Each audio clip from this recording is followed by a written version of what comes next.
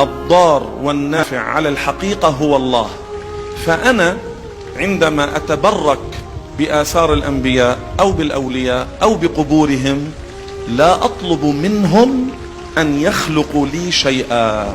صحيح. إنما التبرك معناه عندما أقبل ثوب الرسول أو عمامة الرسول أو سيف الرسول أو شعر الرسول أو ظفر الرسول صلى الله عليه وسلم أو المواضع التي لمسها أو صلى فيها أو قعد أو مشى، ما معنى هذا الفعل؟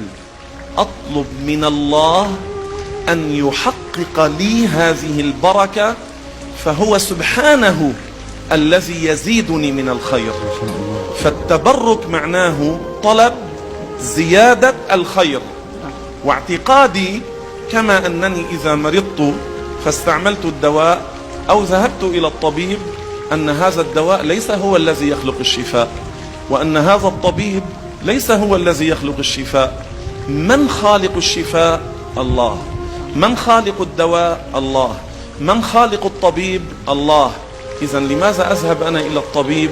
هو سبب، والله خالق الأسباب والمسببات. وهكذا التبرك، الأنبياء والأولياء سبب، والله خالق النفع، والله يخلق لنا البركة عند تبركنا بهذه الآثار الشريفة. هذا معنى التبرك الذي ينبغي أن يفهم. أولا من أدلة التبرك من القرآن الكريم ما جاء في سورة يوسف. الله ماذا قال إخبارا عن يوسف عليه السلام؟ اذهبوا بقميصي هذا فألقوه على وجه أبي يأتي بصيرا. سؤال: هل يوسف يفعل شركا؟ أبدا، حاشاه. وهل يعقوب النبي الرسول يقر شركا أو يرضى أن يعمل معه ما هو شرك؟ مستحيل. إذن يوسف لماذا أمر بإرسال قميصه ليوضع على وجه أبيه النبي الرسول يعقوب؟ ثم في بقية الآيات ماذا جاء؟ فلما أن جاء البشير ألقاه على وجهه فارتد بصيرا. طيب هذا قرآن، والقرآن لا يمدح الشرك، والقرآن لا يمدح المنكر، والقرآن لا يحث على الباطل. إذن فعل أنبياء وثناء القرآن على ذلك، فهذا دليل وسريع. وهنا الآن لنا هذا السؤال: إذا كان هذا بقميص يوسف فكيف بشعر محمد صلى الله عليه وسلم؟ إذا كان هذا بقميص يوسف عليه السلام شفي يعقوب النبي الرسول، فكيف بعرق وشعر وثياب وقميص وعمامة رسول الله محمد صلى الله عليه وسلم؟ هذا دليل من الأدلة على ذلك أن الله عز وجل يقول في القرآن الكريم: إن أول بيت وضع للناس للذي ببكة مباركا. عن الكعبة الشريفة.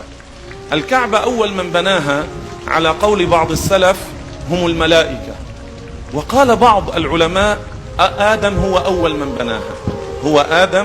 من بناها. هنا انتبهوا معي جيدا. هذه الحجارة قبل أن تؤخذ من الجبال، الحافظ الأزرقي في كتاب تاريخ مكة يقول: آدم أخذ حجارة من 7 أجبل وبنى بها الكعبة.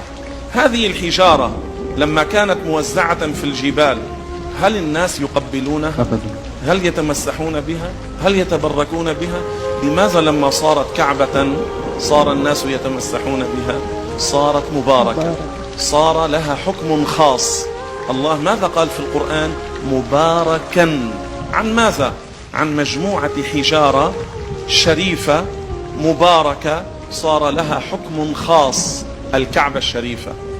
وممن نص على جواز التبرك بالكعبة الفقيه بدر الدين الزركشي في كتابه إعلام الساجد بأحكام المساجد، يتكلم عن أحكام الكعبة والمسجد الحرام ومساجد الدنيا، ثم جاء إلى الحديث عن الكعبة الشريفة. ماذا قال؟ قال: فمن أراد أن يتبرك بها لا يأخذ الطيب الذي عليها، لأن المتبرع تبرع به للكعبة والمسلمون عند شروطهم، فلا تأتي أنت أو أنا نأخذه ونذهب به، لا. ماذا قال؟ يأتي بطيب من عنده، يعني يكون ملكا لك، ثم أنت بهذا الطيب تمسحه على الكعبة وتأخذه فيصير مباركا. لكن لا تأخذ الطيب الذي تبرع به للكعبة، أو بالقلنسوة أو بالعمامة أو بالقميص تمسح بالكعبة فيصير هذا القميص أو المسبحة أو الخاتم، أو بيدك تنتقل البركة. الله قال: إن أول بيت وضع للناس للذي ببكة مباركا وهدى للعالمين. مباركا وهدى للعالمين. وهنا أيضا لنا تعليق، وهو إذا كانت هذه الكعبة الشريفة التي سميت كعبة لأنها مكعبة الشكل، مجموعة حجارة أخذت من الجبال فصار لها هذا الحكم، وفيها هذه البركة ولها هذه الخصوصية ويستشفى بها، فكيف بمحمد؟